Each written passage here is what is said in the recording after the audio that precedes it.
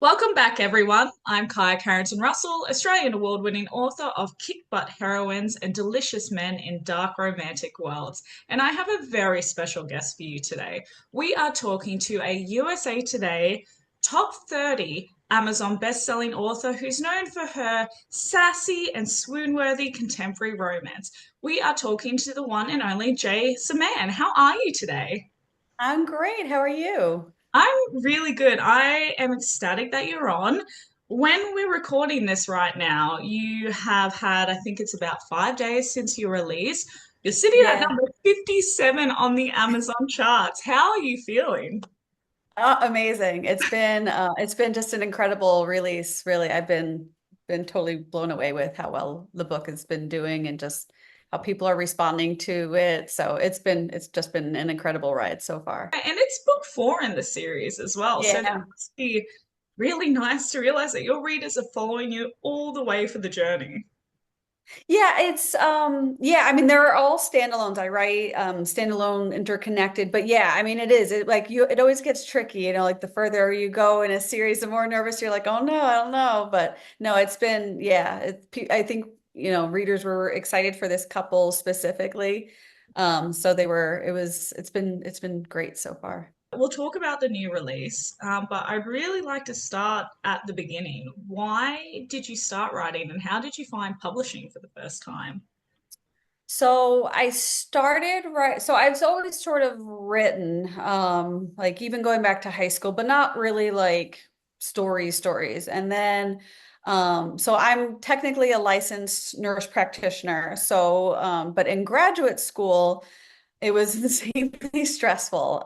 It was like 16-hour days and it was just bad. So, I found like writing as sort of a stress reliever. It was taking me outside of the world I was very much entrenched in, and it was a nice escape. Same with reading, kind of thing. But I found just writing had a different way of doing it for me. And so I honestly don't know how I found publishing. I wrote my first full book and I was like, oh, I'm just gonna publish this. And I like did with like a ridiculous Amazon cover and like no editing and like I had no concept, like did no research, like didn't know anything. And I was like, oh, everyone's gonna read this. And of course nobody read it, right? So then I had to do a very steep learning curve into the world of indie publishing. So, but yeah, I mean, I don't even know. I just kind of one day was like, I'm gonna just do it. And I did. And I guess I just kind of kept going, even though I didn't know what I was doing. And yeah, it's kind of just how I got there. What year was that book published? So the first book, which I actually don't have, I like sometimes I put it up for sale and then sometimes I take it off because it's like the ultimate first book, right? You're like, um, it was in 2016. Actually, oh my gosh, it was so wow. Yeah, the end of January of 2016. So this will be what, 9 years of publishing. So yeah. First of all, congratulations, because that is a Thank huge you. feat. I first started publishing in 2014, and that period is very different to what today is. Oh And my gosh, yes. it's completely different, and also very similar You to were at the start of like Kindle Unlimited and like very beginnings of indie publishing, like way early on with that. so archaic. And so way and very similar. I had a very gentle naivety to what I was stepping into as well. And then I was like, publish, I'm JK Rowling the next day. And when it didn't happen, Yeah. it's not what I expected. So, what were the things that you found most helpful for your personal growth in this career? Because 9 years is a very long time to stick to it. I'd love to know, Yeah. so notice that sort of rapid moment or when you realized, oh, I'm a real author, like I have a readership now. When was that moment for you as well? So that did not happen with the first book. The second, so I actually, as a baby new author, went on Goodreads, and at the time, and I don't even know if this is still a thing, but at the time, there was like an author community, and it like they had groups and chat places. And I found that insanely helpful. I learned, like I met people through that and was able to get help and find people who could help with editing and just all these little things that I really had no clue about how to even go about finding. So obviously that was a long time ago. I don't think that's really still the case anymore.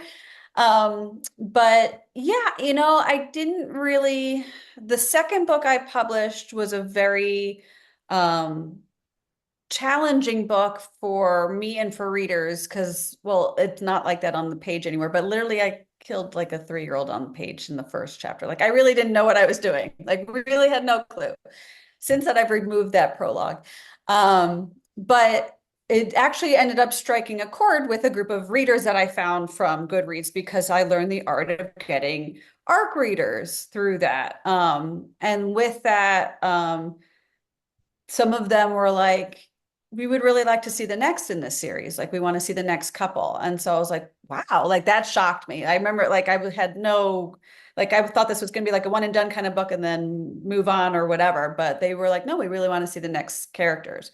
So I wrote the next characters and then um I think I wrote a standalone in between and then like, but it kept just like I didn't really have like a pace to it. I just kind of kept like, oh, I'm just gonna write this book and like then release it and then write this book and then release it. And then I think by the time I got to, I want to say it was Touching Sin, which was like a romantic suspense. Like I didn't even have like a full wheelhouse at that point.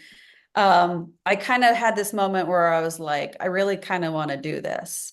Like I was sort of all over the place, but I was like, I kind of want to do this. And so I worked more at the business side of it and the craft side of it than just simply like, I'm just gonna write whatever I feel and like gonna go with that. So yeah, that I guess that was probably, I don't know what year now. Maybe 2018, 2019. I think 2018 into 2019 was when I really started to give it more of a focus and really started to build like my brand, my name, readership, that sort of thing. When did you go full-time author, or were you full-time author the entire time? No, so I was working per diem as a nurse practitioner, so not full time because I have 3 girls, so I have like they were little babies then. So I was mostly home with them and then sort of working weekends when I felt like it as a nurse practitioner and then doing this as like a hobby kind of thing. But I was publishing at that point pretty steadily. I want to say like 3 to 4 books a year at that point. But actually, when the pandemic hit, my middle one is she has Crohn's, and so we didn't know it at the time. She was just getting sick and diagnosed, and I couldn't work and see people and risk bringing something home when she was sick. So, and at the time, people were home and reading more. And so it really just became, and just in terms of, I guess, financially, it became full time. Yeah. How did you go with the business side? What were some of the conversations you were having with yourself, or some of the resources that you gather? Because there's so much noise in this community sometimes when you're trying to find the blueprint, there is not one, or not one that Yes. applies to fit everyone. So what were the small nuggets of gold that really helped you shift into a different level completely?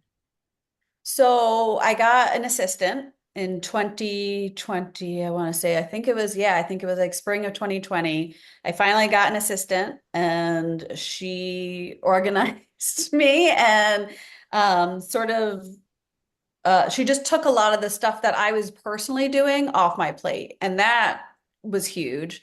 And then I also started working at that time. I don't remember exactly who it was, but I started working with a PR firm. And I was basically what I was doing was I was investing in myself a lot financially. So, and I was very, very lucky that I had the ability to do that. We were not reliant on my income at the time, so that was helpful. But I basically just kept investing in myself. So if I earned a dollar, if I could spend that dollar, I was investing that back in. So and until I didn't, until that sort of I guess chart sort of changed a little bit, but that's really what it was, is I learned the art of delegation. I put my faith in PR companies to help me push my books out there to influencers and to other readers and yeah, I mean both of the and then just like I said, just investing in myself and believing in myself, I think was really like the most important part of doing that. And I think it's a really powerful, like, I was looking at your sign behind you before your poster that says, lose your mind, find the soul. I love that so Yes. much. And I think it's really tricky when you do get to that point as well, when you are earning a certain amount and you're reinvesting it, because it's not like you get this money and then you get to sit on it. When you're thrown back in that money, often you're spending more than what you're comfortable with as well. So it gets very, oh, am I doing the right thing? Am I sure about this? What if I don't make it back? Yeah, especially with the way that we get paid from publishers is it's 2 months behind. So what you're earning in a particular month is not necessarily what you're being paid that month. So that can also be pretty tricky. 100%. What were some of the things that made you comfortable with that or with really truly believing in yourself, like having the right mindset to go gung ho for it instead of going, maybe I should just like pull on the brakes and maybe I should just hold back a little bit, So, I sort mean, of. I think we've all had those moments, like imposter syndrome is real and we always have our self-doubts. I'm trying to think. So I had a book that did really well. And I just sort of started getting into the world and the characters of it. And um, I just was determined to do it. Like it wasn't even like going back, I can't really think of like a specific instance, but at the time I was like, this is like what I love to do. This is what I'm passionate about and having fun with. And I wanted to be, I had, like I said, I have 3 girls and I wanted to be a strong representation of what women can do when we push ourselves. And so yeah, like I just had this conviction that I was gonna sort of make it or break it. And look where you ended up. And I Yeah, love no, it's been great. So, and I mean, every career has its ups and downs, and I've certainly had plenty of those. And so it's really a matter of writing out the lows and still believing that you can get back to the highs. 100%. And I think it's important as well to have that why. Like you said, you wanted to inspire your daughters. And I imagine you've inspired many women. Like I'm very inspired talking to you right now. So when you have that reason and you have that purpose, I think it pushes you a little bit harder as well. So when you do have your low days of thinking, am I good enough? You think, but actually, I still want to represent and show that this can be done. Absolutely. And I've definitely had my, not this past year, but the year before like the beginning of the year was a pretty bad stretch for me. So I definitely had my self-doubts and everything. And, like my husband was like, just remember, like, what are your goals? Like, what are you doing this for? And like, like you need people to just sort of sometimes champion you. And sometimes you're the person that needs to champion yourself. So yeah, I mean, we all will have those highs and lows, but if you can get through it, and especially like you said, like, didn't want to tell my kids I was quitting. So Let's talk about then the new release. So, Undeniably Married. Wait, no, Irresistibly Married, sorry. no, Um, undeniably, Irresistibly oh, was the series before. You're right. No, you're right. Yeah. yes. I'm like, I'm thinking of all the books right Oh, now. I did. I do it all the time too. But like, wait, is that irresistibly or undeniably? I do it all the time. I wonder if too, like, because you do write quite quickly as well, do you often like, wait, which characters are these? Like, who is this? Because you're usually 2 months Yes. behind what's actually releasing. So you're like, wait, what is this couple doing again? Do you have that? Yes, I do that all the time. I do that all the time. Or I'll be writing something and I'll like suddenly like another female character's name like pops. I'm like, oh no, wait, that's not her. That's not her. And I gotta like go back and like adjust. But yeah, I do that all the time. What was something unique about writing this particular book? Was there any different things that you had to do in the process, or was it pretty clean cut? You knew exactly where this book was going. I did not know exactly where this book was going. I'm very much a pantser. I am not a plotter. It is one of my huge weaknesses.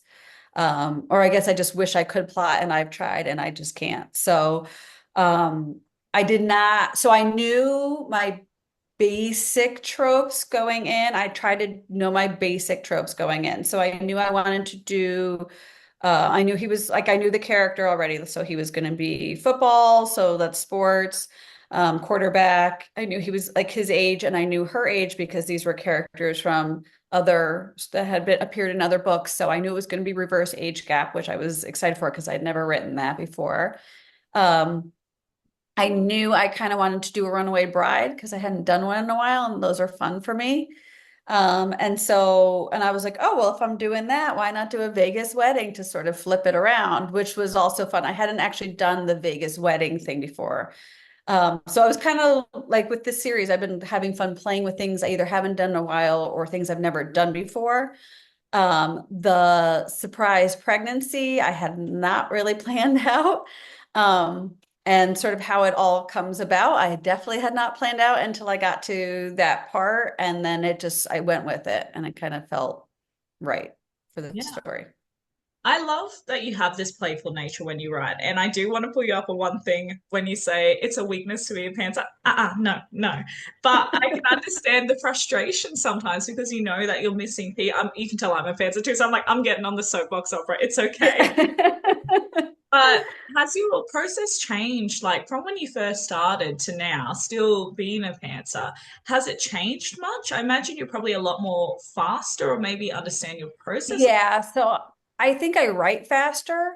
I think I can like I think my mind is just trained now that like I'm a pantser and I just kind of go with it instead of like beating myself up about it. I mean sometimes I'll hit a point and I'll be like I don't know how to end this book. I don't know where I'm going with this book. And I like sort of it usually happens at like the 50-60% mark and I have a good freak out about it and then um, I just kind of make myself sometimes have to force myself to keep going with it. And then eventually like I get there. And sometimes I have to circle back and change some stuff and, add a chapter or two. But usually, yeah, I mean, usually like it's just, I guess now my process that I've given up the idea that I will be a plotter. That was always sort of something I wanted to become, and it's never happened. So about the 60% mark, we are just used to and expect the mental breakdown, and then we're back on board. Exactly. Yes. Yeah. I How have my freak out and then I work past it, hopefully, usually. how long does it usually take you to write a book? It depends on the book. If it's like an easy going and like I have this mental map of where I want to go and how I want it to end, I can probably bang it out in like 6 weeks. Amazing. If it gives me trouble and I'm not really so sure, it can take like 2.5 months, but that's usually like my longest. Usually, like I can do it. Usually, like my sweet spot, I think is probably about 2 months. That's amazing. How strict are you on yourself? Because this can be a double-edged blade in this industry, often leading to burnout sometimes. Or Yes. have you been there, done that, learned that lesson, and now you're like, you know what? If it takes me a month longer, that's okay as well. Yeah, so it's pretty much that. So usually I try to write every day. Sometimes it doesn't happen. Sometimes the words are not wording and I don't push it. I just don't push it. I've had to push back deadlines before and like I had so with undeniably convenient, that was a brand new trope that I hadn't really read before and I definitely hadn't written before. And I was really struggling with that trope. It's like a baby of arrangement convenience trope. It was very difficult to it just that book was really tough and I was really kind of losing my mind with it. And um I ended up having to email my audio person was like, I need to push the date back. Like, I'm not gonna make this deadline. And she was like, okay, like you tell me when. So I was like, I just give me 2 extra weeks. And that mentally just giving myself that cushion, it like snapped it and I actually made it on the original deadline. But sometimes we put so much stress on ourselves for a specific date. I have to have this done. I have to get to my words today. And I can't operate like that. Like I try to get my words and I try to do it. And usually I'm pretty successful. Like some days I'll get a lot more. And sometimes that makes up for the days that I don't. But yeah, I mean, I've definitely had burnout. I feel like we all get burnout, especially when we've been doing as long. I mean, you're longer than me. So I feel like that's a really natural thing when you put so much emotion into what you do. It's natural that it will suck the emotion out of you. So, yeah, I just try to give myself um, a grace period if I need it, and like if I really do feel like I'm having this burnout, then I take a break. And I've Mm, done that. that's And then you have to be okay with doing that. you usually fumble a couple of times. If you've been doing it for a couple of years, you're like, no, no, but this time will be different. And then you just come to a point where you're Yeah. like, actually, when my body says stop, it's time to stop. And that's okay. I feel like this weird, not even stigmatization, but this weird pressure that we apply to ourselves that it's not okay to be human. And in Mhm. all the careers that I've worked and all the jobs that I've worked, I've never spent more time in any of them than doing this. Like doing 60-hour weeks seems like the Yeah, norm for a lot of people. And it's just, 100%. Yeah. yeah, Yeah, 7 days a week, like, literally I'll get my kids out the door and then I start, and then sometimes I'll continue to like, 9, 10 o'clock. I'm like, good night, girls. Like it's not like that's not, I mean, sometimes that's necessary to get to our deadline, but sometimes that's just like what we do, and it's not always the best way to do it. So, but yeah, and it does lead to burnout. Like we see it all the time, unfortunately, with, like our friends and colleagues, is that we do see that happen. And because I don't think, like you said, I don't think we give ourselves enough grace to be human with what right. we do. We feel like we're on, like we have to be machine. We got to get the next one out. We got to do it this way. And it's a tough thing to keep pushing ourselves for. It really is. What, or should I say, who are some of the positions that you've implemented regarding delegation? So you actually have a team to really support you so you can continue writing because obviously all the Yeah. money, all the other stuff, it's time sucking. So where have you delegated? So yes, and I feel like that also helps with the burnout phase, is that because we try to do all the things all the time and we can't. Um, So I have a primary assistant, and she runs my street team, my ARC team. She does all of my daily postings on Facebook and Instagram because she makes graphics way better than I could. So she does all of that stuff for me. And with that, she manages just a lot of my social media, which is very, very, very helpful. I have a sort of a second assistant who works with her, who also manages some of my social media stuff. And then I have a couple of moderators in my group who kind of like go through and will like post games and things just to keep it going and active if I can't get in there, which is really also great.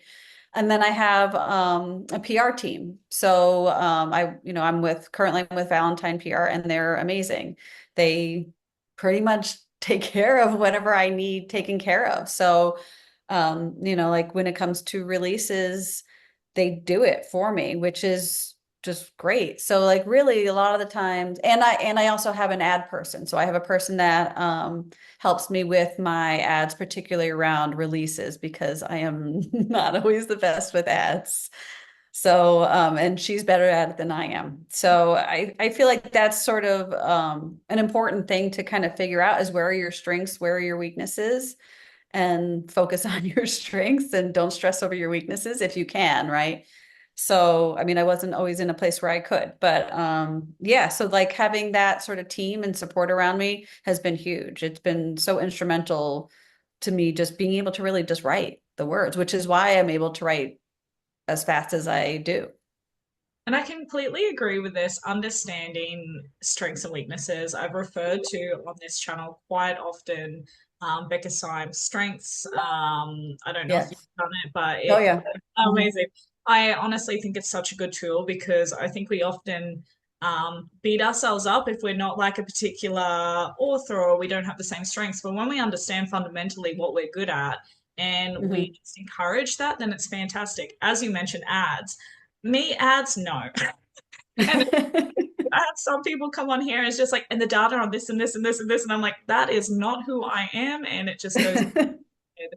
And No, and I've watched, like I've been to like Ram and stuff, and like I've listened to all these ad things, and I'm like, I don't know what you're saying. Like I don't understand it. I think part of me kind of knows like how, like sort of what I'm doing, like a basic thing, but like I'm not particularly, it's just not a strength of mine.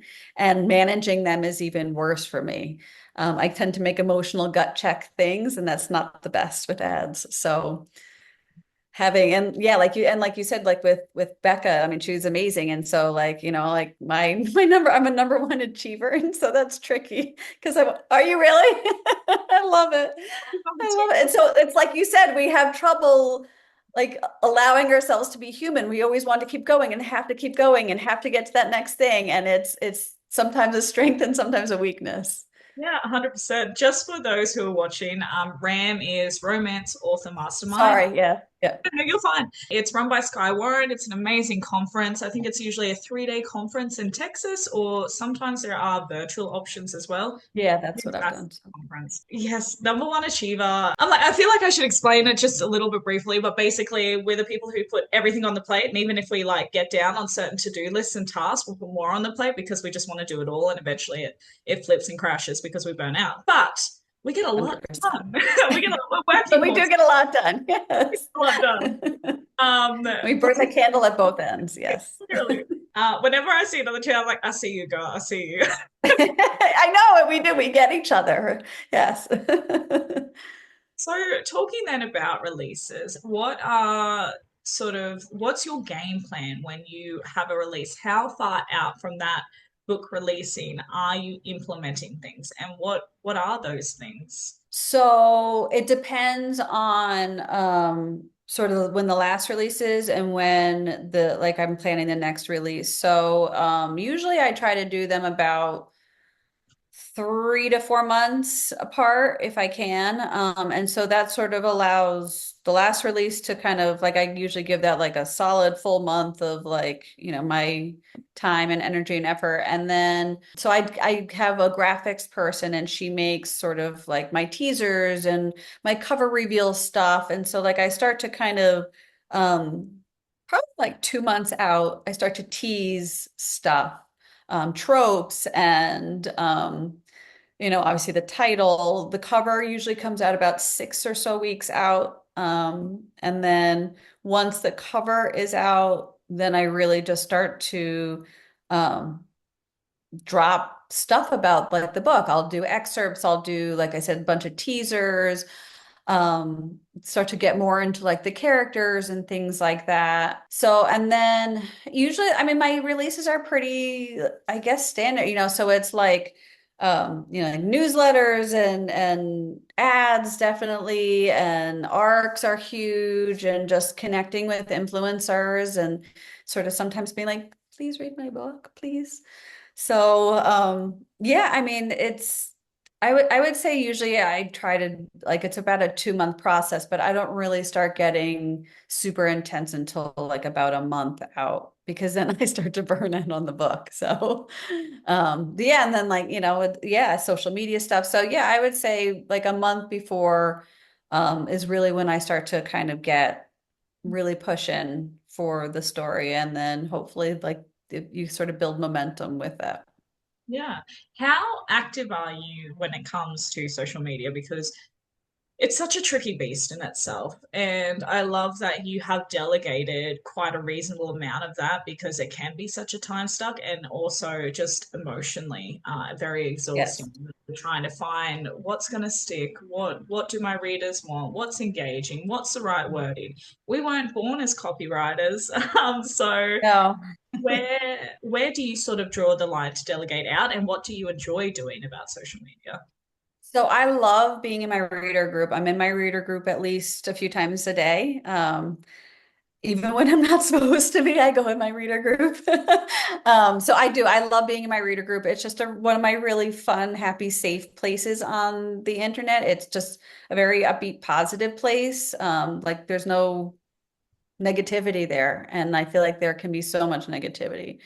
I try not to scroll social media much, because that's when you can get into the tricky stuff.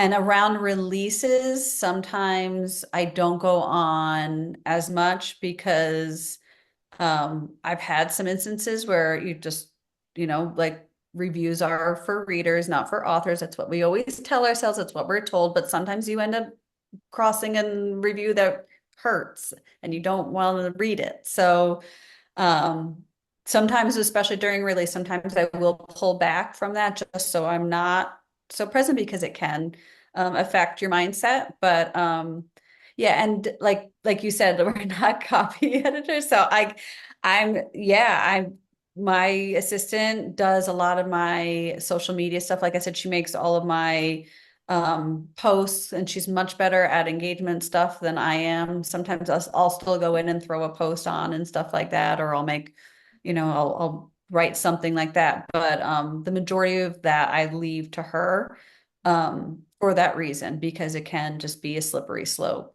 Hasn't it changed so much from 2014, 2016, um, to now? We're so much more accessible to not only readers, but also perhaps not our preferred type of crowd. I want to say kindly. So it Yes. can be very exhausting because people outright now will tag you in a bad review because they want to get that click, and it's a very it's a very vulnerable time, I think, for authors as Yeah. well, because we just, yeah, we're so accessible. What Mhm.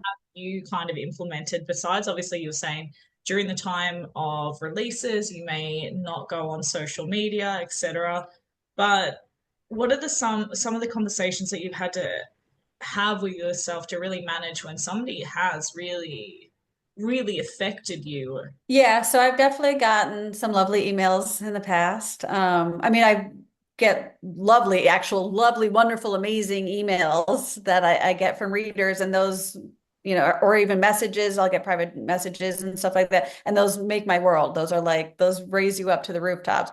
And then you get the ones that aren't so friendly. And these are people that intentionally are trying to hurt, because why else would you reach out to somebody and not be so kind? And so I kind of like, you read it and it hurts and you live with that. And then I kind of have to mentally tell myself, okay, but if they're doing that, how bad is their situation right now?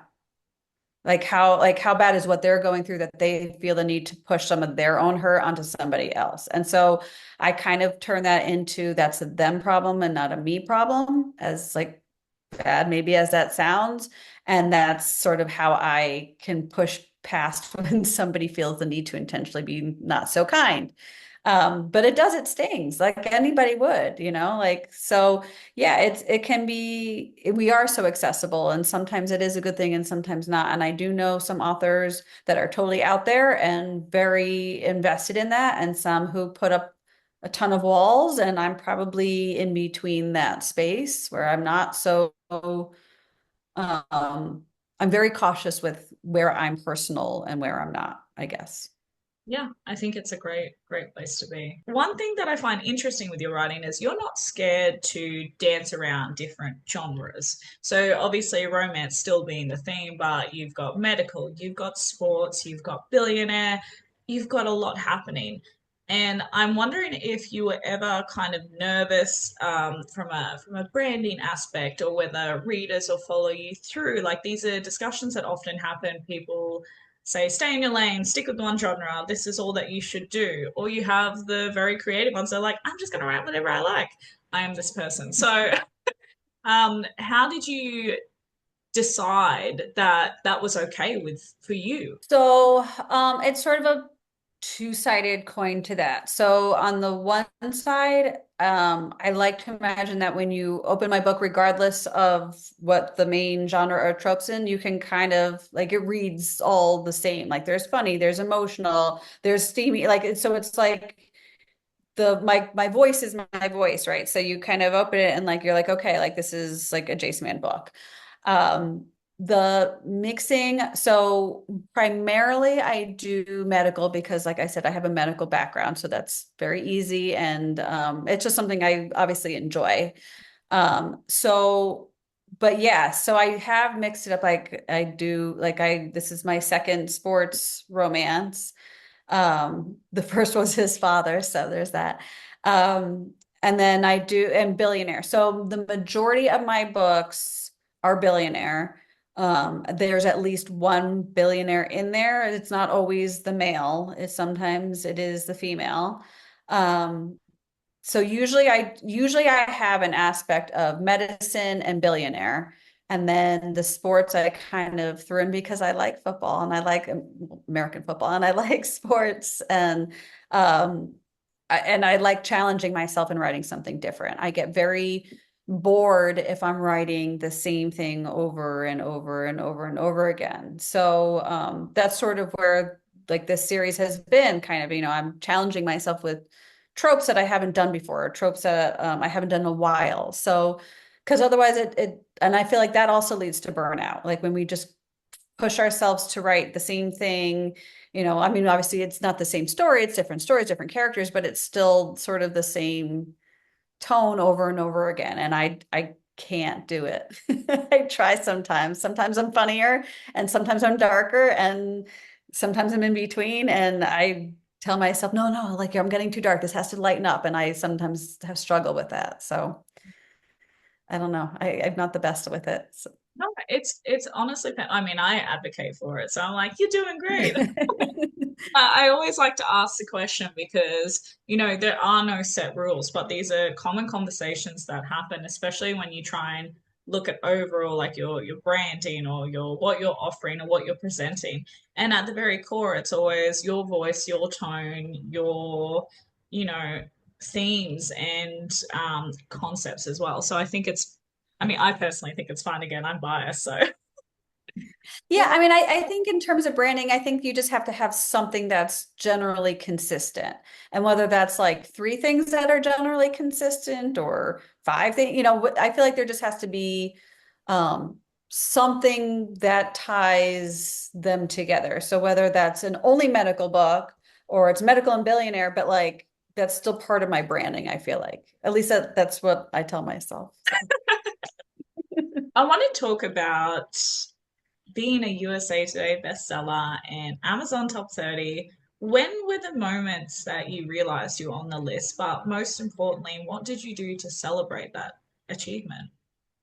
So this is going to sound bad. Well, not bad, but just so for USA Today, that was through bigger anthology listing. So that was not a solo listing. So which was still, I mean, don't get me wrong, it was still very exciting and I was definitely not really expecting it. So, but that was pretty wild to, like, and this was back when anthologies did hit USA Today. They do not anymore. So, um, that was a pretty crazy experience hitting, um, top 30 happened not with this book but with the last book, and that was definitely a big tears moment. I was not I think the highest I had gone before was like 30. I mean, don't get me wrong, it's been great, but I had hit like 36, and like I had in my head I was like, I really want to hit like top 30, and then when it hit, I think it hit like 29 or something, I was like, oh my God. And I like, I was like, I hit my goal, so I had a big teary happy moment. But regardless of how any release doesn't, like even the bad releases, and I've had my share. I literally just I have a bottle of champagne, and my husband buys me champagne, and I do it with every release. It is my tradition, and I celebrate that I put words out into this world and just did it regardless of how it goes or doesn't go. I actually love as an achiever that you have celebration, that you have something that you implement, although it may be a small one night with a bottle, I'm assuming. Unless if you're drinking over the week, that's fine, but I won't judge you if you're drinking the whole bottle in one night either. No, I go that night, yeah. I drink it over hours, but yeah, I can't do it more than one night. I love that because I feel like we don't celebrate in our success enough. Like what we're doing is hard. Yeah. And just because we're releasing, say, every 4 months, 6 months, whatever it may be, it's not a small feat. And it really saddens me at times the amount of people who just are like, oh, yeah, but I'm already on to the next thing. Like it doesn't matter. It's just like another thing for the backlist. And I'm like, no, just sit with it for a second. Just really embrace Yeah. what you've achieved. So I love You're Yeah, bottom. yes, I 100% like totally like so my when I first started writing, my goal was literally to meet readers on an emotional level, like to just have readers react to my words. And when I'm having like, my breakdowns or I'm, really having this self-doubt, my husband will be like, but what was your original goal? And then I'll be like, no, but and then he'll be like, no, like stop, like take a moment, step back and like just appreciate what you're doing, like it's okay that like this didn't turn out the way you wanted because sometimes that happens, right? Book doesn't hit well or, character, whatever. There's a million reasons behind why something might not do well, but um I still make myself celebrate it regardless. That's the best takeout we could take from this. What has been your greatest challenge and your greatest achievement for you personally so far in your writing career? My greatest challenge, I guess, has been um, my greatest challenge is probably putting myself out there in terms of like going to events and um, being on social media and doing TikToks and um, doing all of that stuff. I'm a natural introvert and it is not the easiest thing for me to do at all. So that I think is probably one of my biggest challenges is that I have to sometimes push myself emotionally to be out there and to do that stuff. My greatest achievement, um, I think is probably the world I created. I'm really, really proud of the world I created. Like I love like this Boston sort of world, like it's like a second generation, but just like I've gotten, like my core readers are like invested in this world and like they know these characters like as well as I do. And I feel like that is probably my greatest achievement because I think that's at the core of what I do. That's what I do it for and why I do it, I guess. Yeah. What I love about this too is I find sometimes readers actually know our worlds better than us somehow. Like they're like, he had blue eyes, and you're just like, how do you remember that? That came out like Yes, or they'll be like, "No, well, wasn't he with that person?" And I'm like, "Oh yeah, oh my gosh, now I have to go back and read that." Yes, because we forget these things, but they do. They get so invested, and I think that's like the most amazing thing, really. Like that's my biggest achievement. I feel like is just if they get emotionally invested, there's just nothing better for me. absolutely. So, what is the goal for you? What is the big dream that you're chasing for your writing career? I would love to see my books in stores, I guess, but I think that's probably everybody's. Yeah, I mean, I think like I never really had notions of like hitting number one and all this stuff. But I think I would really like, I think I'd like to sort of walk into like a random bookstore in a random state and be like, oh, I think that's probably my big author dream. Absolutely. Do you find that right now? I imagine you've probably got a couple of author friends where you see their books in stores and you're just like, oh my gosh, I'm so pumped for them. And they're just paving the way. They're showing us, Yeah. because I have a very similar goal and I'm like, it can be done. It does get done. It's just how we navigate and find our path to get there. Yeah, 100%, 100%. Yeah, and it's like it's fun. Like I go into my kids love going to Barnes and Nobles, and we walk through the store and like they're picking up books. I'm like, oh my God, I saw that book's all over TikTok. It's amazing. Like my middle one was reading Binding 13. I'm like, oh my God, you have to tell me if it's good. I've been seeing it everywhere. Like and they get excited about it too. But like it's great. Like I'll walk in and I'll see like authors that I've met, right? Like authors that like I've chatted with, like their books in stores. It really is. It's so, so great. And like you can't help but just get excited and giddy for them. And then also, like you said, like at the potential, like, yeah, we can do that too. I am going to challenge you now. We are going to be speed dating with an author. So I've lit a candle. I've even got flowers. I've created ambience. Uh, Basically, what it is five rapid questions. Are you ready? I am ready. All right. What is the clumsiest moment you've ever had? I am a very naturally clumsy person. So I literally, and like, this is no joke. I bang into things. I trip on things. I'm like, I'll have bruises all over my legs that I have no idea how I got them. Like I'm one of those really, really clumsy people, but probably the clumsiest moment I've ever had is like a really scary one. It was when I was holding when my middle one was 4 months old and I fell down the stairs with her. She didn't like I held her, like she was fine. But yeah, that was probably and it was dumb because I was wearing socks and I just went boom. But that was definitely not the first time I'd fallen down the stairs. So but yeah, she was so that was probably my clumsiest. That was not a good mom moment, but she was fine. Yeah, it was scary, but I'm like really one of the clumsiest people you'll ever meet. So How are you? I love that you're like, oh, but don't worry, I've fallen down the stairs multiple times. I'm like, no, oh yeah, oh no, I have, yeah. No, I have. Like I don't want to jinx myself, but it is amazing. I have not gotten more hurt with the amount of clumsiness that I have done. I'm gonna knock up wood over here for you. Yeah, really. I'm doing that too. What are the three words that best describe you? Uh, three words that best describe me. Probably low key, passionate, and kind. I try to be.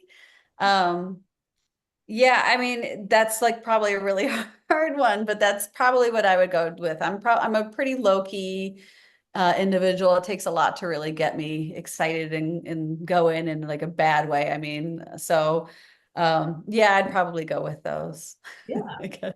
I think you're the first person that's ever said low key, but I'm kind of like digging the vibe. I'm just like, oh yeah, just chill, just sit back. It's nice. Kind of like, yeah, I'm just like a kind of a chill person. Yeah. Yeah. I mean, it's not a bad way to be. What is the song that best describes you? I cannot think of one. Like I cannot think of a song that best describes me. I don't know. Um, Who so is a band or an artist that you really relate to, or even that you listen to a lot while writing, maybe? while I'm writing, I don't listen to a lot of music. But I mean, it depends on the book. Sometimes I do, sometimes I don't.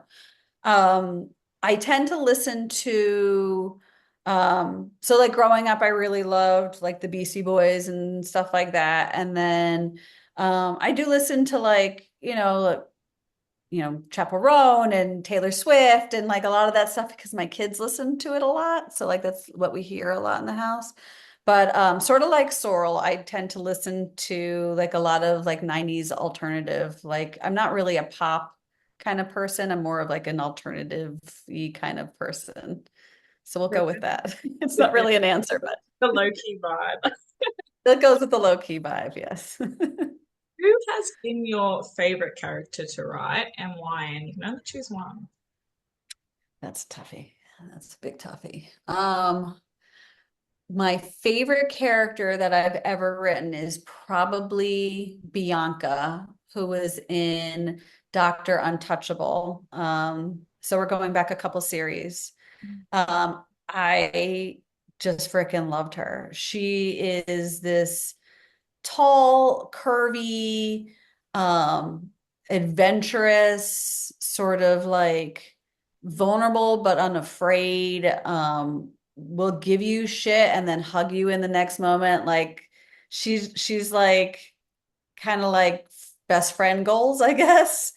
So yeah, and she just and he was a like her she was her hero counterpart was a tough he was the toughest to crack and she just sort of plowed right through him. And so I think she was probably my favorite to write. So it was from Dr. Untouchable, Bianca, I'll go with. What is a unique talent or skill set that you have that not a lot of people know about? This will be embarrassing. I don't really know if it's a talent or a skill set. I don't really have like a talent or a skill set. I really don't. And I know that sounds bad, but I really don't. But I can I can pick stuff up with my toes, which is kind of a weird thing to be able to do. But that's like I really can't think of any like I really cannot think. And I know that sounds bad to say about yourself, but like I really don't know of any like talent or skill set. I can cook, I guess, but like nothing exceptional. I want to go back to the toe thing. So you're not just pushing past that. So, but I also cook. Yeah, I knew that was going to bite me. You say about things. Like, what are we talking about? Like I can pick up stuff with my toes. Like they're kind of, my husband will call them like my feet hands. He teases me about them. But are we talking like just can you actually do it? Because like I think I've picked up like pens or something with my feet as well, and I was just like, that's from sheer laziness of not wanting to bend. Well, yeah, there is that. No, I can like probably pick up stuff. That's so cool. I'm glad you think so. I think it's like my husband's like, that's so weird. Yeah, Like, you're yeah, just gonna I go get with it. it. Go with it. Yeah. That's like the old, that's like my only, like my kids can touch their nose with their tongues and I can't do that, but I think that's very cool that they can do that. I guess we all have a weird thing, but yeah, it's not really a talent. I don't know. Well, for everyone watching, we call this a talent. Yes, we'll call it a talent. I have had so much fun having you on here today. I'd love to know what do we need to be on the lookout for, and most importantly, where do we find you? Oh, I've had the best. This has been so much fun. So next is going to be Undeniably Enemies. It's going to come out this spring. I don't have a firm date yet, but I'm thinking maybe the end of March, but I'm not sure yet. And yeah, you can find me on my website, on Amazon. Some of my books are wide, like my Christmas books and stuff like that are wide. So like meaning on like Barnes and Nobles and Kobo and stuff like that. Facebook, Instagram, TikTok, I'm on all those places. And your reader group, that's Facebook, is that And my correct? reader group, yep, that's on Facebook. Yep, my What's reader the group. name? So it's J Saman's Radtastic Readers because I couldn't really come up with a better name at the time. That's okay. Mine's kind of better. It's okay. Well, I've had so much fun, and watch your Me space. too. We'll keep an eye out and see how you're going in the charts. But I'm super Great, excited thank for you. you. Happy release, and recently, happy birthday too. Oh, thank you so much. Thank you. All right, guys, we'll see you next episode. Bye. Thank you.